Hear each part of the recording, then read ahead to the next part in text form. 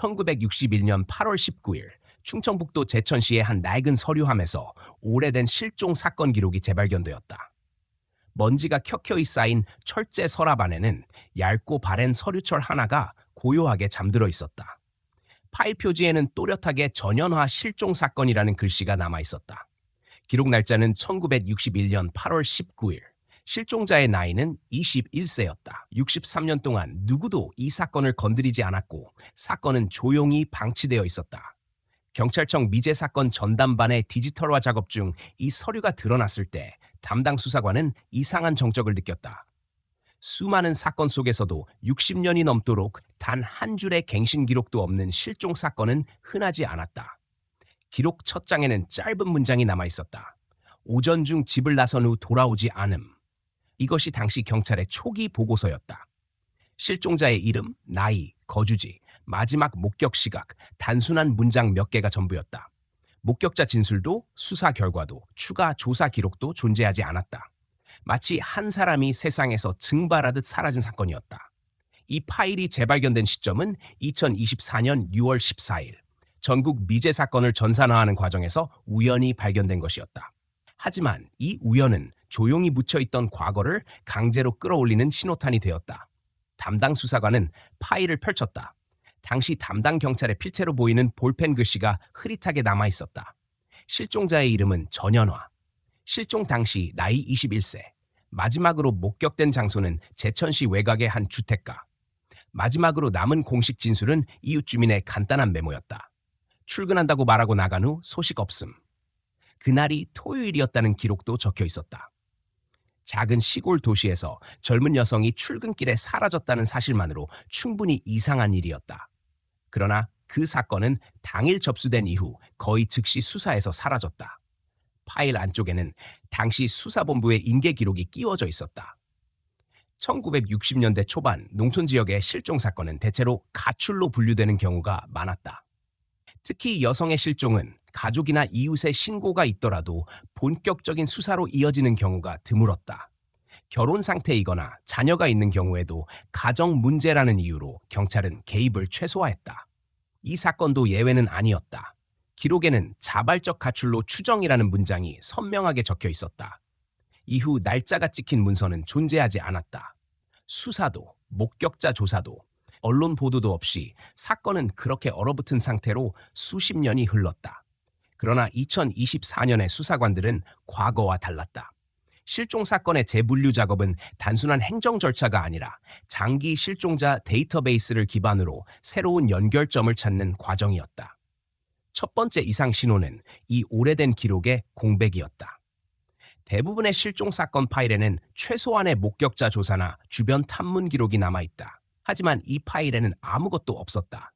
그것은 단순한 방임이 아니라 당시 누군가가 사건을 의도적으로 무시하거나 지워버렸다는 것을 암시했다. 전현화의 이름은 공식 실종자 명단에도 오랫동안 등재되어 있지 않았다. 어떤 행정 과정에서 누락됐는지는 알 수 없었다. 수사관은 당시의 상황을 역추적하기 시작했다.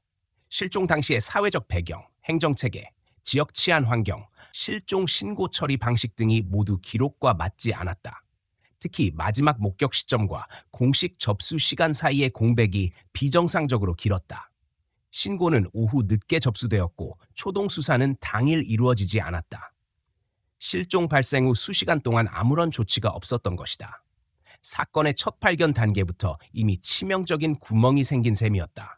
보고서는 이어서 과거 수사 방식의 구조적 한계를 지적했다. 1960년대 초반에는 전국적인 신원 조회 시스템이 없었고 경찰 간 정보 공유도 제대로 이루어지지 않았다. 여성이 실종된 경우 가정 문제로 치부되는 사례가 많았으며 실종 신고 이후 적극적인 수사가 이루어지는 경우는 극히 드물었다. 전현화의 사건도 그 틀 안에서 그대로 묻혀버렸다. 주변의 침묵과 행정의 무관심이 사건을 완벽하게 덮어버린 것이다. 재수사팀은 그날 저녁 디지털화한 첫 기록을 중앙 데이터베이스에 입력했다. 이름, 실종일자, 마지막 목격 장소, 기본 인적 사항이 시스템에 업로드되자 경보 표시가 떴다. 장기 실종자 중 동일 이름의 인물이 존재하지 않았다. 이는 곧 이 사건이 수십 년 동안 공식 실종 사건으로조차 인정되지 않았음을 의미했다. 등록 누락, 수사 중단, 기록 소실. 모든 조합이 이 사건을 사라진 기록으로 만들었다. 그러나 이 첫 입력이 그 침묵을 깨는 단서가 되었다. 사건은 다시 열렸다. 하지만 열리는 순간부터 수사관들은 이미 감지하고 있었다. 이것은 단순한 과거 실종이 아니었다. 수십 년 전 조용히 사라진 한 여성을 둘러싼 침묵의 구조 자체가 본질적인 단서였다. 첫 번째 증거는 서류 그 자체였다. 아무것도 적혀 있지 않은 기록이야말로 이 사건의 비정상성을 가장 강하게 증명하고 있었다. 그리고 이 첫 장은 곧 수십 년 동안 묻혀있던 실종의 그림자를 끌어올리는 시작점이 되었다.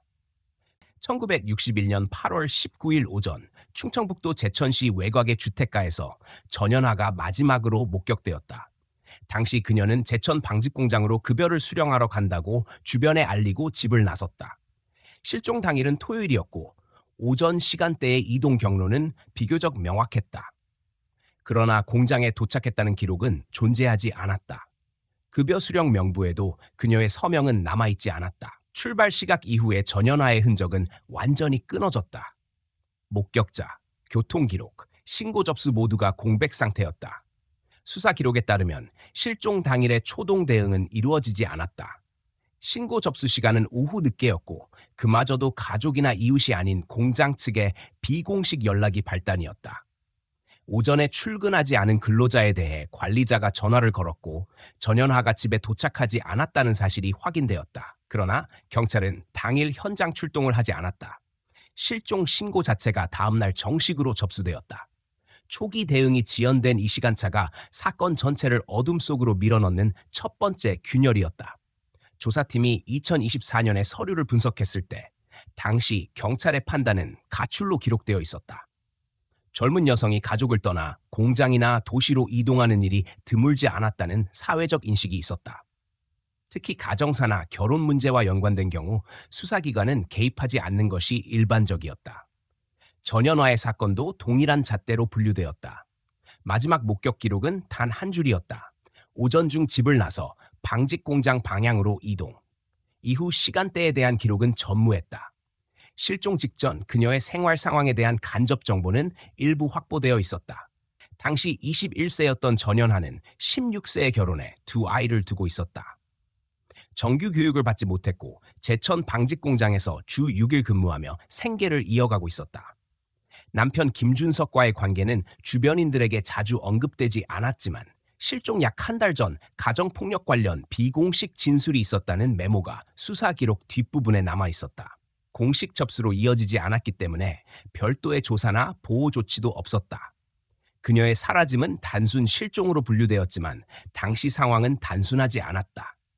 신고 지연, 목격 공백, 가정사 관련 기록, 초기 수사의 부재, 이 네 가지 요소는 사건의 핵심적 구조를 형성했다. 가족 측은 적극적으로 수사를 요구하지 않았다. 당시 제도상 배우자가 실종자 수사 과정에 실질적 영향력을 행사할 수 있었고 남편은 별다른 요청을 하지 않았다. 이 점은 훗날 재수사 과정에서 가장 중요한 의문으로 남았다. 기록에 따르면 마지막으로 전연화를 목격했다고 주장한 사람은 인근 가정의 보모로 일하던 15세 소녀였다. 그녀는 전연화가 집을 나서는 것을 보았다고 진술했다. 목격 시점은 오전 9시경으로 추정되며 방향은 방직공장 쪽이었다. 그 후 그녀를 본 사람은 아무도 없었다. 당시 제천의 교통망은 제한적이었고 CCTV나 차량 추적 시스템도 존재하지 않았다. 도심 외곽을 벗어나면 누구든 흔적 없이 사라질 수 있는 환경이었다. 수사 기록에는 경찰이 실종 이틀 후 현장 탐문을 진행했다는 간단한 메모가 남아있다. 결과란에는 특이사항 없음이라는 문장만이 적혀 있었다. 공장 출입자 명부에는 이름이 없었고 버스 운행 기록도 남지 않았다. 주민 탐문에서 추가 정보는 수집되지 않았다. 당일 기상 상황, 교통 정보, 인근 시설 방문 기록 모두가 빠져 있었다. 이 시점에서 수사는 사실상 중단 상태였다. 경찰의 판단은 명확했다. 자발적 가출 가능성이 높음. 그것으로 사건은 정리되었다. 2024년 재수사 과정에서 이 시간표는 정밀하게 재구성되었다. 오전 8시 30분 전후 출발, 9시경 마지막 목격, 10시 이후부터 완전한 공백. 실종 신고 접수는 다음 날 오후, 공식 수사는 이틀 후. 이 지연의 누적은 흔적을 모두 지워버렸다. 이 시간의 공백은 단순한 사건 경과가 아니라 당시 사회가 한 여성을 실질적으로 지워버리는 과정이었다. 경찰의 무관심, 제도의 공백, 주변의 침묵이 겹쳐 사건은 뿌리째 사라졌다. 실종 직전 전현화의 심리 상태에 대한 구체적 기록은 남아있지 않다. 하지만 가정폭력 진술의 존재, 급여 수령이라는 명확한 목적, 평소 근태 기록의 규칙성 등을 고려할 때 자발적 행방불명으로 단정할 수 있는 요소는 없었다. 사건 당시의 사회 구조와 경찰 수사의 한계가 이 사건을 만들어낸 것이다. 실종은 범죄의 흔적이 남지 않아도 누락된 기록만으로 충분히 완성될 수 있었다. 이 시간대의 단절은 이후 수십 년 동안 이 사건을 미제로 남게 만든 근본 원인이었다.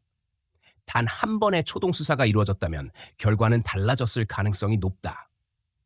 그러나 그날은 아무도 움직이지 않았다. 그리고 한 명의 젊은 여성은 그렇게 사라졌다. 누구도 찾지 않았고 기록도 따라가지 않았다. 그 정적만이 사건의 시작이자 첫 번째 시면으로 남았다. 전현화의 실종 이전 1년 동안의 생활 기록은 단편적이지만 명확한 흐름을 보여준다. 당시 그녀는 16세에 결혼해 이미 두 아이를 키우고 있었고 제천 방직 공장에서 주 6일 근무하며 생활비를 감당하고 있었다.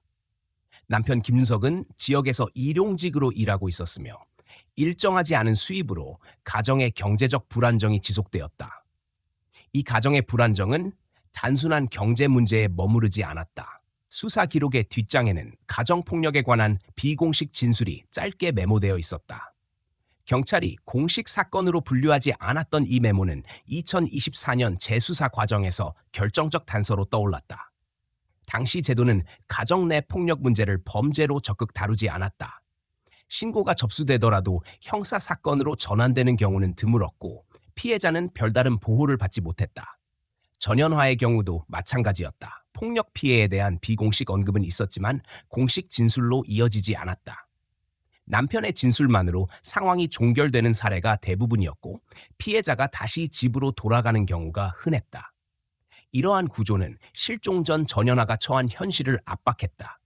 당시의 사회 구조는 가부장적 권력이 절대적이었고 젊은 여성이 결혼 생활을 벗어나는 것은 거의 불가능에 가까웠다. 가정 폭력의 피해자임에도 불구하고 전현화는 법적, 제도적, 사회적으로 어떠한 보호망도 가지지 못한 상태였다. 그녀의 이름은 행정기록 속 어디에도 보호 대상자로 남지 않았다. 실종이 단순한 사건으로 치부될 수 있었던 이유가 바로 여기에 있었다. 피해자에게는 선택지가 없었고 주변인에게는 개입할 이유가 없었다. 재수사팀이 분석한 당시의 가정환경 관련 자료에는 남편 김준석의 과거 전과나 범죄 기록은 없었다. 그는 겉으로 보기엔 평범한 노동자였으며 지역사회에서 특별히 문제를 일으킨 기록도 존재하지 않았다. 그러나 주변인의 익명 증언에서 반복되는 서술은 있었다. 그 집안은 불안정했고 전현화의 상태는 점점 침묵으로 굳어져 갔다. 결혼 초기에는 마을 행사에도 종종 모습을 드러냈던 그녀는 실종 1년 전부터 이웃과의 접촉을 최소화했다. 공장에서도 동료들과의 교류가 줄어들었다는 진술이 남아 있었다. 전현화의 이름이 남아있는 유일한 행정 기록은 급여 명부, 세금 납부 내역, 그리고 미완성 상태의 실종 신고서였다. 가정폭력 진술은 사건화되지 않았고 그로 인해 경찰은 실종 당시 이 요소를 전혀 고려하지 않았다.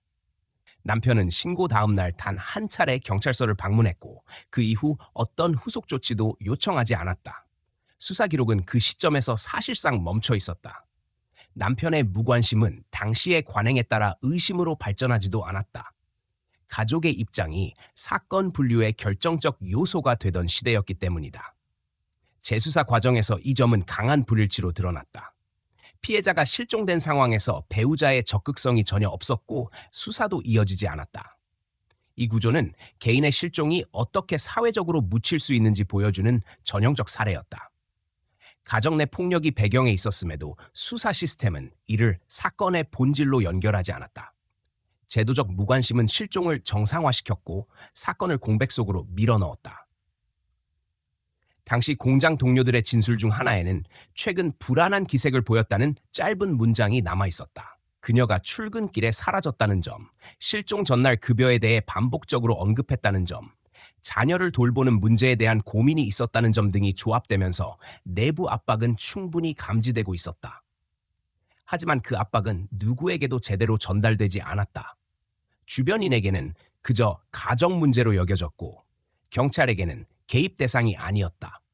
전연아는 실종 이전에 탈출을 시도한 적이 있다는 증언도 있었다.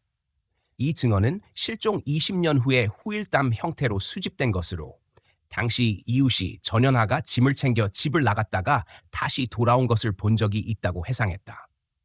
당시에는 기록되지 않았고 사건 이후 오랜 시간이 지난 뒤에야 재수사 과정에서 처음 드러났다. 이 시점에서 전연아는 이미 한계점에 도달해 있었던 것으로 추정되었다. 가정 내 폭력이 누적되고 제도적 도움의 부재가 이어졌으며 주변의 무관심이 겹쳐졌다. 이러한 배경은 그녀의 실종이 단순한 가출이나 사건의 우연이 아니라 장기간 누적된 구조적 폭력의 결과였음을 보여준다. 실종은 한순간의 선택이지만 그 선택으로 내몰리는 과정은 오랜 시간에 걸쳐 축적된다. 전연아의 경우 그것이 결혼이라는 이름 아래 보호망이 없는 제도적 틀 속에서 이루어졌다.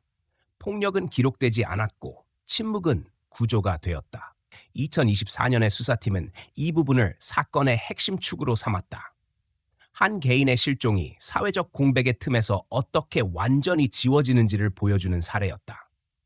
1961년의 전연아는 경찰의 보호 대상이 아니었고 제도의 대상도 아니었으며 사회의 주목 대상도 아니었다. 실종은 그렇게 준비되고 있었다.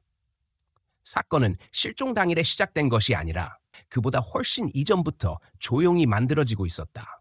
이 배경이 사건의 본질이었다. 1961년 8월 19일 오전 9시경 제천 방직공장으로 향하던 전연아의 마지막 목격 정보가 기록으로 남았다. 진술자는 인근 가정에서 보모로 일하던 15세 소녀였다. 그녀는 전연아가 도로변에서 멈춰서 있었다고 진술했다. 당시 도로는 인적이 드문 국도 38호선 외곽 구간이었다. 이후 목격 기록은 존재하지 않는다. 사건 당일 교통량에 대한 기록도 이동 경로를 확인할 수 있는 수단도 없었다. 전연아는 그 지점에서 완전히 사라졌다. 초기 수사에서 이 진술은 실질적인 단서로 활용되지 않았다. 경찰은 이를 출근 중 우연한 정차로 판단했다. 목격 시점 이후의 시간에 대한 탐문은 진행되지 않았다. 교통수단, 차량 목격자, 인근 마을의 동선 확인 모두 생략된 상태였다. 당시 지방경찰의 실종 수사 체계는 초동 대응이 느리고 범위가 제한적이었다. 실종 사건이 특정 범죄와 연결되지 않는 한 사건은 즉시 우선순위에서 밀려났다. 전연아 사건도 예외가 아니었다. 당시 제천 지역의 교통 환경은 도로망이 단순하고 CCTV나 번호판 인식 시스템 같은 감시 체계가 전혀 없는 상태였다.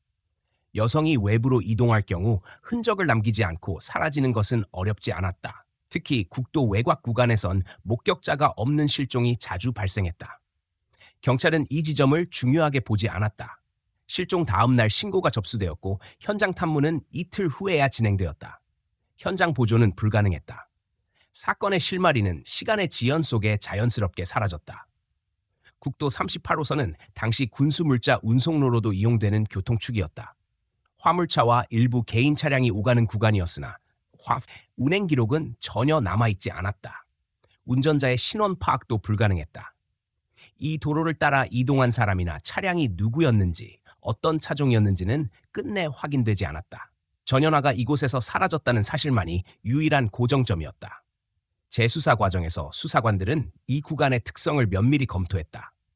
목격 지점 주변에는 버스 정류장, 편의시설, 공장 출입로 등이 전혀 없었다. 자발적 이동이 아닌 외부 요인이 개입했을 가능성이 충분히 존재했지만 당시 수사에서는 전혀 고려되지 않았다.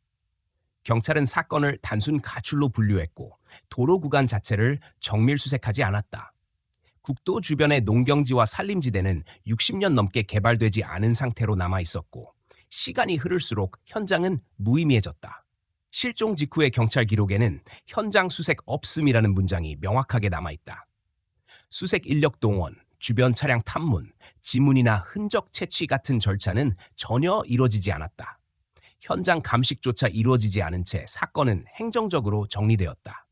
이 시점에서 사건은 사실상 종결 수순에 들어갔다. 전연아의 마지막 심리 상태를 확인할 수 있는 자료는 없지만 간접적인 정황은 존재했다. 실종 하루 전날 급여 수령 계획을 언급했다는 증언, 아동 돌봄을 부탁했다는 이웃의 진술, 그리고 한 달 전에 가정폭력 메모. 이 요소들이 조합될 경우 실종의 단순성은 무너진다. 그러나 당시 경찰은 이를 종합적으로 검토하지 않았다. 목격자 진술은 단순한 부가 정보로만 기록되었고 수사 절차는 거기서 멈췄다. 목격 지점에서의 실종은 계획적 움직임 혹은 강제적 개입이 있었음을 시사한다. 자발적 가출이라면 일정한 이동 경로나 흔적이 남아야 했다. 그러나 전현아의 경우 흔적은 완전히 차단되어 있었다. 가족, 친구, 직장, 누구에게도 그녀의 행선지에 대한 언급은 없었다. 통신수단이 제한적인 시대라 하더라도 이 정도의 공백은 드물었다. 이 사건이 수십 년 동안 미제로 남은 결정적 이유는 바로 이 지점의 공백이었다. 사건 직후 이웃 주민 몇 명이 경찰에 단편적 증언을 제공했지만 체계적 진술 조사로 이어지지 않았다. 기록에는 별다른 정보 없음이라는 짧은 메모만이 남아있다. 실종 신고가 늦어졌고 수사 착수도 지연되면서 현장은 의미 없는 장소로 변했다. 이 도로는 시간에 의해 지워졌다. 목격자는 15세의 소녀 한 명뿐이었고 그녀의 진술은 수사에서 핵심 단서로 다뤄지지 않았다. 2024년 재수사에서 이 구간은 처음으로 실질적인 재검토 대상이 되었다. 당시 경찰이 놓친 것은 물리적 단서가 아니라 단서를 무시한 판단이었다. 누락된 현장 수색, 지연된 초동 조치, 단 한 명의 목격자. 이 세 가지는 수사가 실패한 구조적 틀을 만들어냈다. 전현화가 사라진 지점은 단순한 위치 정보가 아니라 사회가 한 사람을 지워버린 시작점이었다. 국도 38호선에서 사라진 한 사람의 이름은 당시에는 뉴스도 경고도 되지 않았다. 사건은 바로 그 침묵 속에서 봉인되었다. 시간은 목격의 흔적을 지우고 사회는 실종의 원인을 묻지 않았다. 이 구간은 63년 동안 아무 의미도 없이 남아있었지만 사건의 본질은 바로 그 무의미함 속에 있었다. 아무것도 보지 못했다는 사실, 아무도 움직이지 않았다는 사실, 그 정적이야말로 실종의 실체였다. 전현화 실종 사건은 1961년 여름 이후 단 한 차례도 공식 수사로 이어지지 않았다. 초기 기록의 미비, 지연된 신고, 무의미한 현장 조사, 불충분한 진술 수집. 이 네 가지가 합쳐지면서 사건은 행정 서류 속에서 가출 추정으로 종결됐다. 이후 63년 동안 이 파일은 아무도 열어보지 않는 서랍 속에 방치되어 있었다. 실종자 이름은 전국 실종자 데이터베이스에도 올라가지 않았다. 행정 누락, 시스템 부재, 사회적 무관심이 완벽하게 맞물린 결과였다. 1960년대의 지방 실종 사건 대부분은 기록조차 남지 않고 사라졌다. 특히 여성 실종의 경우 가정 문제나 개인적 선택으로 해석되는 일이 흔했다. 수색은 진행되지 않았고 언론 보도도 없었다. 전현화의 사건은 지역 경찰의 내부 보고서에서조차 사라졌다. 담당 수사관의 이름, 수사 인력 배치, 현장 조사 결과 모두 공백으로 남았다. 사건이 종료된 것이 아니라 처음부터 실질적으로 수사가 시작되지 않았다는 사실이 2024년 재수사 과정에서 드러났다. 1962년 남편 김준석은 법적 절차 없이 가족관계 등록부에 실종 신고를 단순 표기로만 남겼다. 그 후 재혼했고 두 아이는 친가 쪽에서 자랐다. 그는 별다른 법적 조치나 언론 접촉도 시도하지 않았다. 경찰과의 접촉은 실종 직후 단 한 번뿐이었다. 사건에 대한 관심이 완전히 사라진 상태에서 가족은 사회의 시선에서 빠르게 잊혔다. 제도적으로도 아무런 추적이 이루어지지 않았다. 여성의 실종은 공적 기록이 아니라 사적 문제로 취급되는 구조였다. 세월이 흐르는 동안 사건에 대한 단서도 함께 침식됐다. 마지막 목격 장소였던 국도 38호선 외곽 구간은 개발되지 않은 상태로 방치되었고 그 일대의 목격자는 모두 고령이 되었거나 사망했다. 행정 기록은 제대로 보존되지 않았고 경찰의 수사 보고서는 종이 상태 그대로 훼손돼 있었다. 1970년대 중반 이후 이 사건의 존재 자체를 기억하는 사람은 극히 소수였다. 경찰 내부 시스템에서도 파일 검색조차 불가능한 상태로 남아 있었다. 1990년대 중반 전국 실종자 데이터베이스가 처음으로 만들어졌을 때 전현화의 이름은 목록에 없었다. 실종 신고가 공식 사건으로 분류되지 않았기 때문이다. 이 누락은 단순한 실수가 아니라 구조적 문제였다. 실종 사건의 상당수가 여성 또는 아동의 가정 내 문제로 축소되고 사건성이 배제되는 경우가 많았다. 시간이 흐를수록 그녀의 이름은 행정 시스템에서 완전히 지워졌다. 2000년대 이후에도 가족이나 관계자가 이 사건을 재신고한 기록은 없었다. 아이들은 성장했지만 실종과 관련된 공식 활동을 하지 않았다. 일부 주민 증언에 따르면 마을에선 이 사건이 오래전에 집안 문제로 치부되었고 공론화되지 않았다. 경찰 조직 내에서도 오래된 서류 하나로 남아 있었을 뿐이다. 어떤 부서도 어떤 수사관도 이 사건을 다시 들여다보려 하지 않았다. 실종은 그렇게 기록되지 않는 기억이 되었다. 이 시기부터 사건은 사실상 사회적 망각 상태에 들어갔다. 누군가 사라졌다는 사실조차 지역의 공적 기억에서 사라졌다. 기록이 사라지고 증언이 희미해지고 관심이 끊기면 실종은 더 이상 사건이 아니라 과거의 그림자가 된다. 그 사이 수많은 인명사고와 실종이 겹치면서 전현화의 이름은 완전히 묻혔다. 아무도 찾지 않았고 아무도 묻지 않았다. 재수사팀이 2024년 파일을 다시 열었을 때 가장 먼저 마주한 것은 이 공백이었다. 단서가 사라진 것이 아니라 애초에 단서로 취급되지 않았던 흔적들이었다. 행정 절차상 사건 번호가 부여되지 않았고 공식 실종자 명단에도 오르지 않았다. 목격 진술은 단 한 줄뿐이었고 수사 기록은 한 장짜리 보고서가 전부였다. 실종 당시의 경찰이 사건을 어떻게 인식했는지를 보여주는 가장 강력한 증거는 아무것도 하지 않았다는 사실 그 자체였다. 이 사건은 단순한 미제 사건이 아니라 제도적 무관심이 한 사람의 실종을 어떻게 영구적으로 지워버릴 수 있는지를 보여주는 전형적인 사례였다. 수사는 이루어지지 않았고 사회적 경각심도 없었으며 기록은 서서히 부식되었다. 그 사이 세대가 바뀌었고 행정체계가 변했으며 증거는 모두 사라졌다. 하지만 사건의 본질은 시간이 흐른다고 사라지지 않았다. 공백은 사건의 부재가 아니라 사건이 존재한다는 가장 강력한 형태의 증거였다. 전현아의 실종은 무엇이 있었는가 보다 무엇이 없었는가가 사건의 핵심이었다.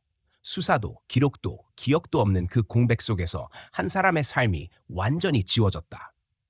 63년이라는 시간 동안 아무도 이 사건을 언급하지 않았다.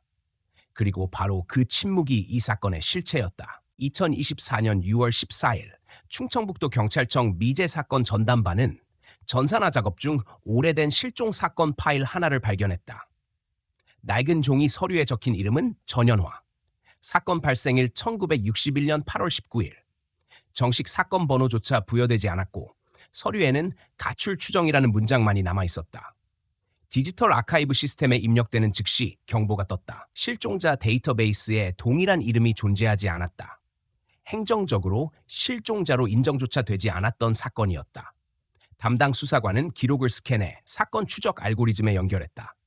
초기 분석 결과 해당 이름과 생년월일 조합은 어떤 공적 기록에도 남아있지 않았다. 주민등록, 출입국 내역, 사망신고, 의료보험 기록 어디에도 전현화라는 이름은 없었다. 흔적이 완전히 사라진 상태였다. 하지만 역으로 이 부재가 수사관들에게 단서를 제공했다. 일정 시점 이후 완전히 공백이 된 기록은 두 가지 가능성을 시사한다. 신원 변경 혹은 비공식 생존. 수사관들은 1980년대 이후 수집된 과거 지방구치소 및 경찰서의 종이 신원 기록까지 뒤졌다. 이 과정에서 1987년 부산의 한 경찰서에서 한미라라는 이름으로 체포됐다가 곧 석방된 여성의 지문 기록이 발견됐다. 사소한 경범죄로 구속되지도 않았고 당시에는 신원 대조 시스템이 존재하지 않았다. 하지만 디지털화된 후 지문이 자동 대조 시스템에 입력되면서 전현화의 지문과 일치하는 결과가 나왔다. 실종 이후 26년 만에 남겨진 단 하나의 흔적이었다. 지문 대조 결과가 확인되자 사건은 즉시 미제 전담 수사로 전환됐다. 실종된 인물의 신원이 63년 만에 처음으로 제도권 기록과 연결된 순간이었다. 수사팀은 한미라라는 이름으로 등록된 주민등록 정보를 추적했고 주소지는 경상남도의 한 소도시로 확인됐다. 이름은 법적으로 존재하고 있었지만 출생지나 과거 기록은 비어 있었다. 행정 절차상 신원 변경이 아니라 비공식적으로 새 신분을 쌓은 흔적이었다. 당시 1980년대에는 주민등록 전산화가 미비했고 지방에서 신분을 새로 만드는 것이 어렵지 않았다. 전현화는 이 행정의 허점을 통해 사회 안으로 다시 스며들었다. 사망신고도 실종자 등록도 없는 상태였기 때문에 어떤 법적 제약도 받지 않았다. 없는 사람이 다시 있는 사람으로 전환되는 과정은 조용했고 추적도 불가능했다. 그녀는 그렇게 60년 가까이 제도 바깥에서 살아온 것이 아니라 제도 안쪽의 사각지대에서 존재하고 있었다. 재수사팀은 한미라의 주민등록 이력, 과거 주소지, 건강보험 납부 기록, 병원 진료 이력, 금융거래 내역 등을 역추적했다. 모든 기록은 1987년을 기점으로 시작됐다. 그 이전의 흔적은 단 한 줄도 없었다. 전현화가 실종 1961년부터 1987년까지는 완벽한 공백이었다.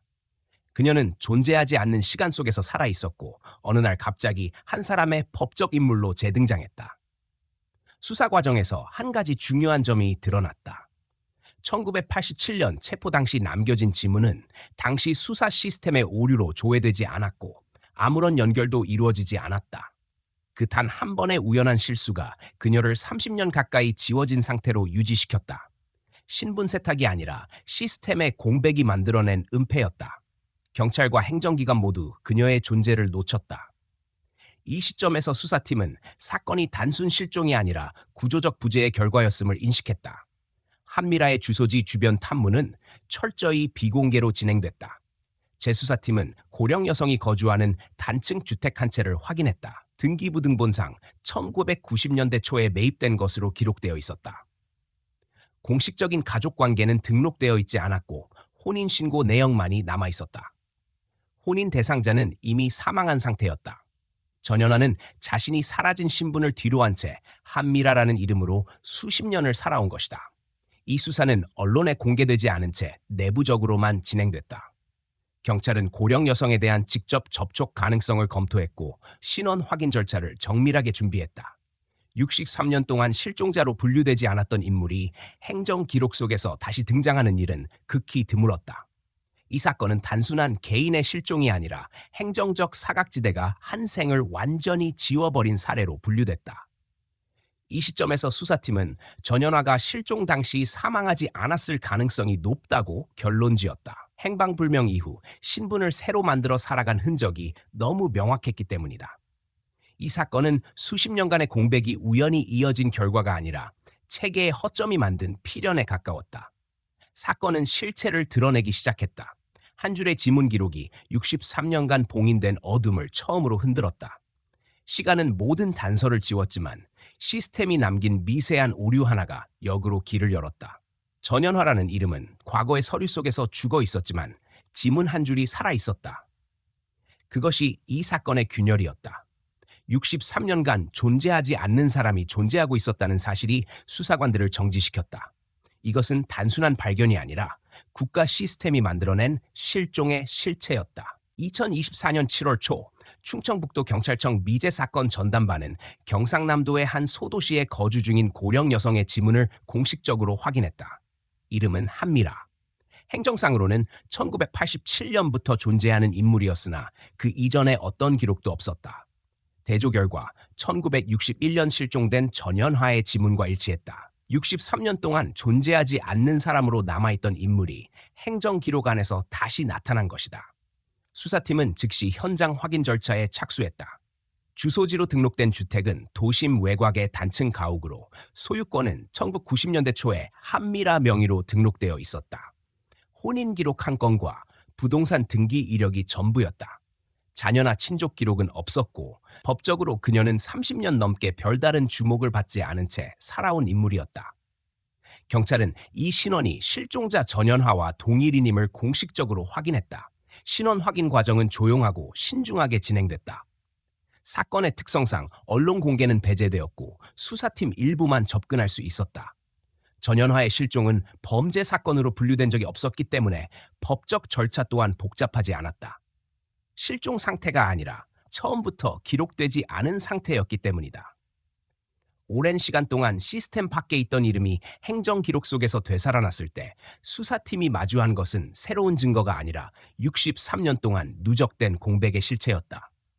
경찰은 고령 여성을 정식으로 소환하거나 강제 조사하지 않았다. 실종 당시 미성년자도 아니었고 범죄 혐의도 없었으며 공소시효와 법적 책임의 문제도 존재하지 않았다. 신원 확인은 단순 행정적 절차였다. 그러나 수사팀에게 이 사건은 단순 확인 이상의 의미를 가졌다. 사회적 실종, 행정적 부재, 제도적 공백이 만들어낸 하나의 완성된 형태였다. 주변 탐문 조사 결과 한미라는 오랫동안 이 마을에서 조용히 살아온 것으로 확인됐다. 주민등록상 주소 변경 기록이 거의 없었고 의료보험과 공과금 납부 내역이 정기적으로 유지되고 있었다. 이웃 주민들의 진술에 따르면 그녀는 지역사회와의 교류가 적었으며 대부분 혼자 생활해왔다. 주민센터나 의료기관에서도 특별한 문제 기록은 없었다. 행정상으로는 아무런 이상이 없는 안정된 삶이었다.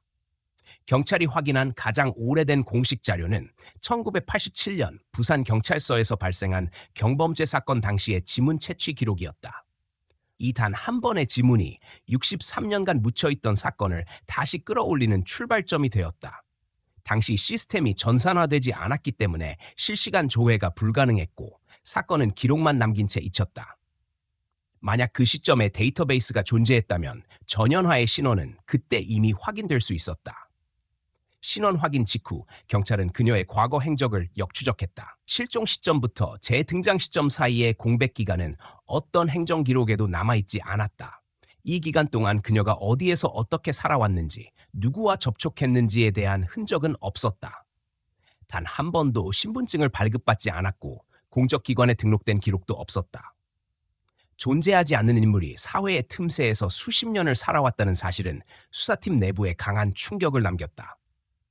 이 사건은 단순 실종자의 귀환으로 다뤄질 수 없는 범주에 속했다.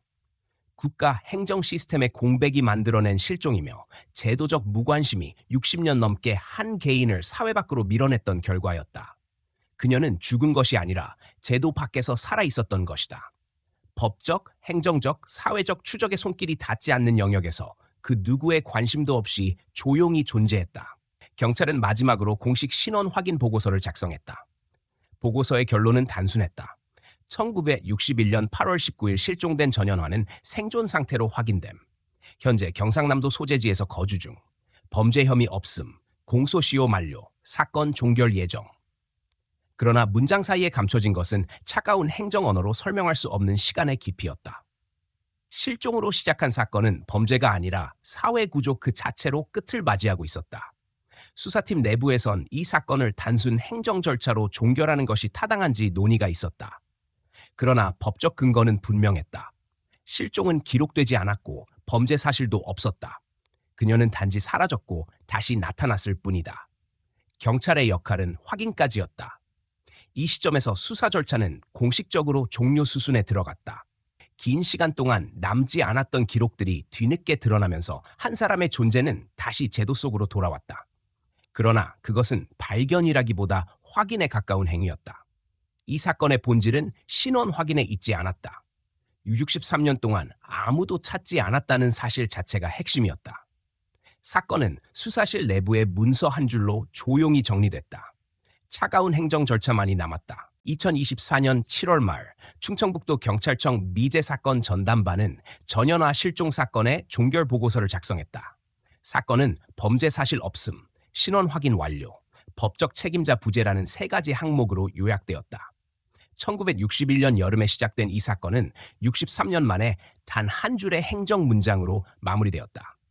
수많은 실종 사건 가운데 이처럼 시간이 지나 생존이 확인되는 경우는 극히 드물었다. 그러나 이 사건의 종결은 어떤 의미에서도 해결이라 부를 수 없었다.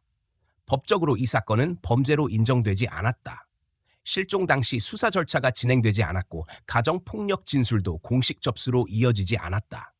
공소시효는 수십 년 전에 이미 만료되었으며 남편 김준석은 오래전에 사망했다. 법적 책임을 묻는 절차는 존재하지 않았다. 행정적으로는 실종자 생존 확인이라는 기록만이 남았다. 법이 개입할 여지는 없었다. 수사팀이 이 사건을 더 이상 진행할 수 있는 방법도 없었다. 심리적으로 사건은 다른 층위를 드러냈다. 남겨진 가족들은 이미 고령이거나 사망했다. 첫째 아들은 2000년대 중반에 사망했으며 둘째는 연락이 두절된 상태였다. 63년이라는 시간은 관계를 회복할 가능성을 없앴다. 전연화는 가족과의 재회를 원하지 않았고 경찰에게도 추가 진술을 거부했다. 한 개인의 실종은 단순히 가족을 떠난 사건이 아니라 공동체 내부에서 완전히 사라지는 행위였다. 1961년의 침묵이 2024년에도 그대로 이어졌다. 사회적으로 이 사건은 국가 시스템의 구조적 결함을 드러냈다. 실종이 범죄와 직접적으로 연결되지 않는 경우 여성의 실종은 사적 문제로 분류되었고 수사는 이루어지지 않았다. 보호제도가 부재했던 시절의 사건은 기록조차 남지 않은 채 방치되었다. 결과적으로 전현아는 법의 바깥에서 수십 년을 살아도 아무런 문제 없이 사회에 스며들 수 있었다. 국가 시스템은 그녀의 존재를 추적하지 않았고 사회는 그녀의 부재를 묻지 않았다. 실종은 범죄보다 조용했고 그 조용함이 모든 것을 지웠다. 시간은 증거를 없애고 제도의 공백은 한 사람의 삶을 행정적으로 말소시켰다. 남겨진 것은 범죄가 아닌 부재였다.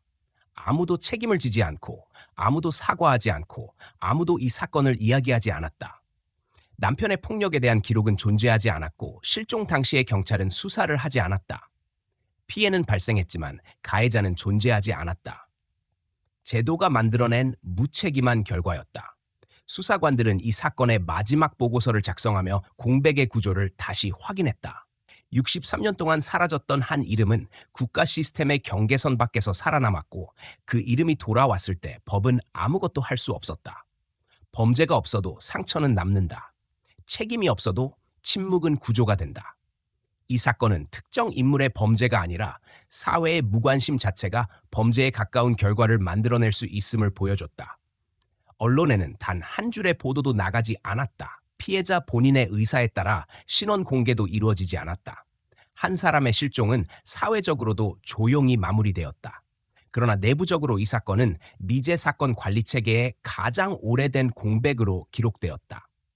실종 당시 수사가 이루어지지 않았던 수많은 사건 중 단 하나의 사례가 우연히 드러났을 뿐이다.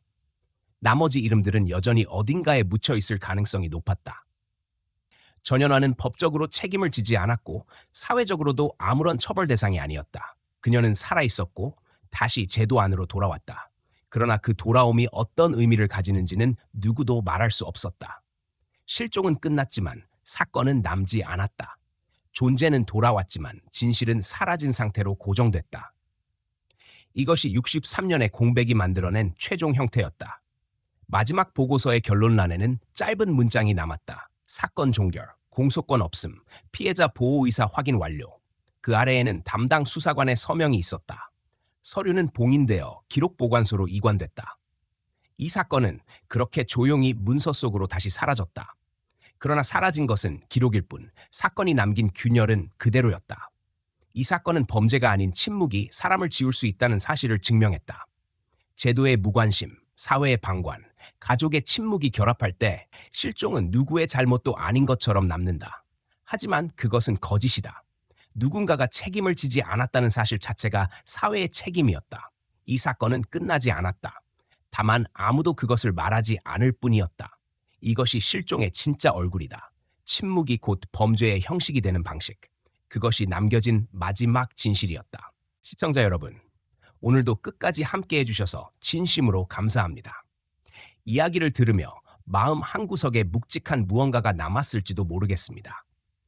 어떤 사건들은 단순한 범죄 기록으로 끝나지 않고 오랜 시간 사회와 인간의 어두운 단면을 드러내기도 합니다. 그리고 그 속에는 우리가 쉽게 잊어버리려 했던 질문들이 숨어 있습니다. 무엇이 한 사람을 그렇게 오랜 시간 침묵 속으로 밀어넣는 걸까요? 사회는 어디까지 책임이 있고 개인은 어떤 선택을 해야 했을까요? 이 질문에 정답은 없지만 함께 생각해보는 것만으로도 의미가 있을 것입니다. 여러분은 이 사건을 통해 어떤 감정을 느끼셨나요? 혹시 마음속에 떠오르는 생각이나 의견이 있다면 댓글로 남겨주세요. 여러분의 시선과 목소리가 이 공간을 더 깊이 있게 만듭니다. 그리고 이 이야기가 누군가에게 생각할 기회를 줄 수 있었다면 주변에 공유해 주셔도 좋습니다. 끝까지 시청해 주셔서 다시 한번 감사드리며 다음 이야기에서 뵙겠습니다.